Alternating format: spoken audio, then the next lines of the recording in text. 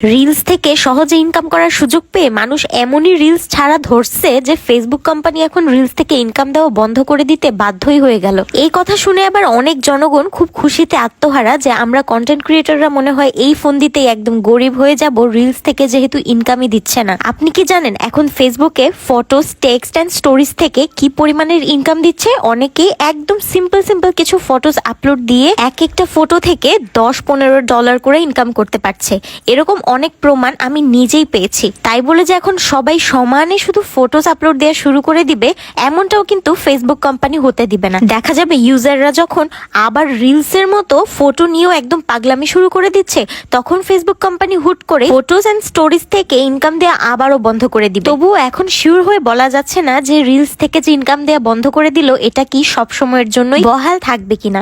কিন্তু যাই হোক, যেরকমই পরিবর্তন আসুক, ব্যাপারটা কিন্তু আমার অনেক বেশি ভালো লাগছে। কারণ আমরা যেসব কন্টেন্ট ক্রিয়েটররা শুরু থেকেই বড় ভিডিও নিয়ে কাজ করে যাচ্ছি তাদের জন্য অনেকটা সুবিধাই হয়েছে। কারণ আমাদের কন্টেন্ট ক্রিয়েশনের জার্নিটার মধ্যে কোনো কিছু আর চেঞ্জ করতে হবে না। আমার জানা মতে রিলস থেকে মোটা অঙ্কের ইনকাম দেওয়া শুরু হয়েছিল 2022-23 সাল থেকে। তখন মানুষ একদম ডেডিকেটেডলি রিলসের জন্যই পেজ চালানো শুরু করে দেয়, কেননা রিলস থেকে খুব ইজিলি ইনকাম করা যাচ্ছে। এটা আমার মতে খারাপ কিছুও না। আপনি যেই রাস্তাটা আপনার কাছে অনেক বেশি ইজি মনে হবে আপনি তো সেই রাস্তাটাই চুজ করবেন, তাই না? কিন্তু আমার মতে এখনো একরকমের কন্টেন্ট নিয়ে কাজ করাটা রিস্ক হয়ে যাবে। একটা হেলদি পেজ রান করতে চাইলে আমার মতে বড় ভিডিও সমান হারে আপলোড করা উচিত, সাথে reels, photos, daily story upload দেওয়া এগুলো মেনটেন করা উচিত। তাহলে আপনার পেজটা অনেক বেশি হেলদি থাকবে, আপনার এঙ্গেজমেন্ট বাড়বে, আপনার অডিয়েন্সরাও খুব সহজে আপনাকে খুঁজে পাবে। এখন কন্টেন্ট মনিটাইজেশন টুলটা অন হওয়ার পর থেকে রিলস থেকে ইনকাম যেমন বন্ধ করে দিয়েছে, তেমনি বড় ভিডিও থেকে ইনকামটা কিন্তু বাড়িয়েও দিয়েছে। আপনার ভিডিওতে যদি প্রতিনিয়ত মিলিয়ন ভিউ আসতে থাকে তাহলে আপনি খুব হ্যান্ডসাম অ্যামাউন্টের টাকা ফেসবুক থেকে আর্ন করতে পারবেন নিঃসন্দেহে। কিন্তু কথা হচ্ছে,